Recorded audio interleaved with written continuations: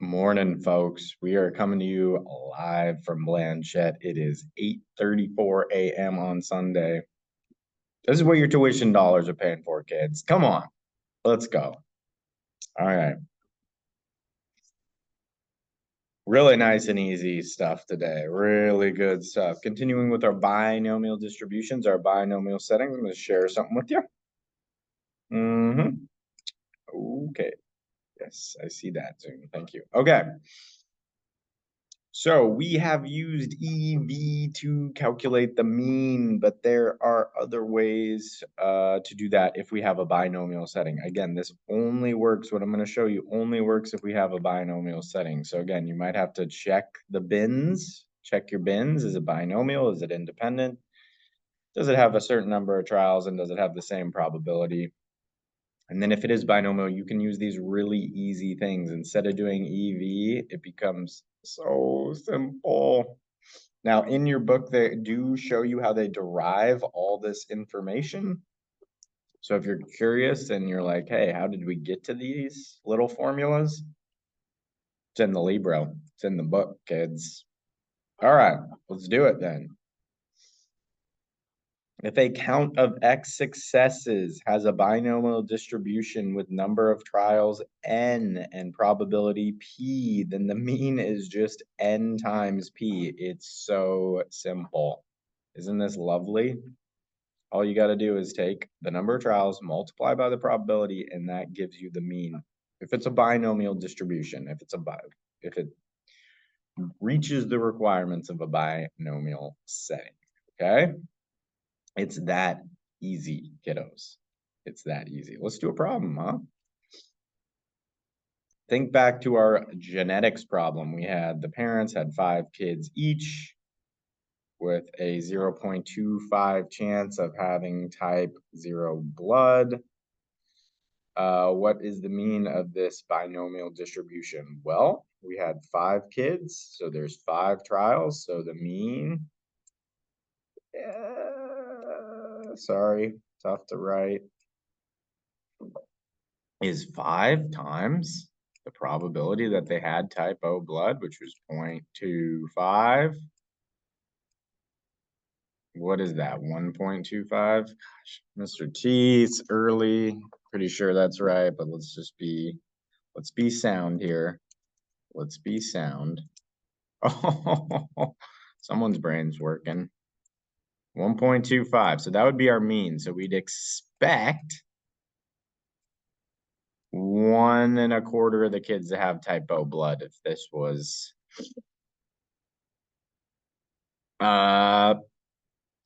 just a mean or expected value, basically. Okay, it's that easy. It's that easy. All right, keep it rolling. We can do the same thing with the standard deviation. This is a little bit more complicated, but not much. Okay, if a count X of successes has a binomial distribution with the number of trials N, probability success P, then the standard deviation is, and remember, some of you were caught unawares of this, but sometimes standard deviation is shown like this, a little sigma down there. Okay, so we're saying sigma of X is equal to the square root of N times P times 1 minus P. Okay, so the number of trials times the probability times the opposite probability, or the probability of a failure, right? This is the probability of a success. 1 minus P is the probability of a failure. And then you do the old square root. Square root. Okay, so that's it. That's a nice little formula. Nice little formula. You write that down. You can use it in your notes on a little testaroo. Okay. So let's do a problem with that, huh?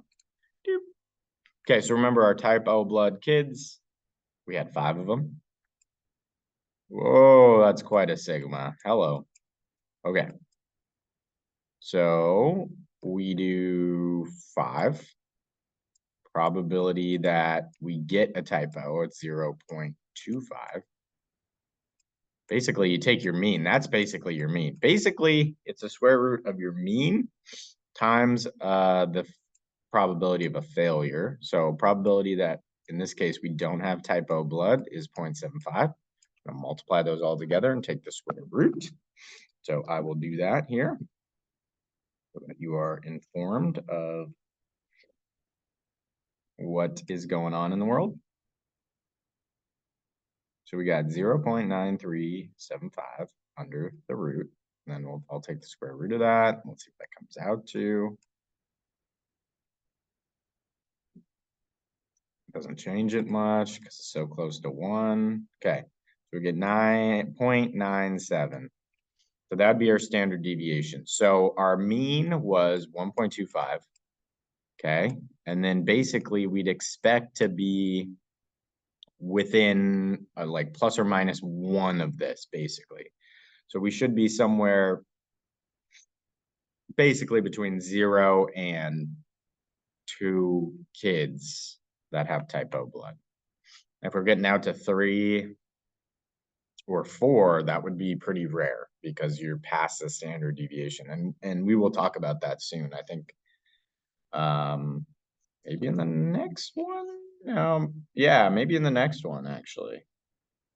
We'll get into some of that. And I know we've been talking about that all year. Nah, it's really in 2, I think. Anyways, cool stuff. Super easy, right? Okay. Should we do another example? Pop quiz. Remember we did a little pop quiz? Okay. So what was our pop quiz? You had 10 questions. So the number of trials. I changed color. Yeah, I did. Okay. Number of trials was n equals 10. Probability of you getting one right on that quiz was 20% because there was 5 options for the multiple choice. So 0.2. Sorry, my nose is itching. I'm sorry. Okay, here we go. So let's find the mean and the standard deviation of it. Well, we already kind of found the mean we talked about in class. It was 10. What are we using for mean again? We wrote out mean. Sometimes they do the little mu of x, just a reminder. So it'd be 10 times 0.2, which comes out to 2. Okay, that's what we would expect people to get on the old quiz. We had a couple 4s in 3rd period, 1 4 in 4th period. Okay, so that's our mean. Remember, this means mean. Doop, doop, doop, doop. Okay, and then standard deviation. Again, if you want to do, you could write it all out and do 10 times 0.2 times 0.8. But if we do, we can just take our mean here and just plug that part in because we already did that. Right? Because it's just NP. I'll write it out just one more time so you can see it. Whoa, tough to get that going there. Okay. There we go.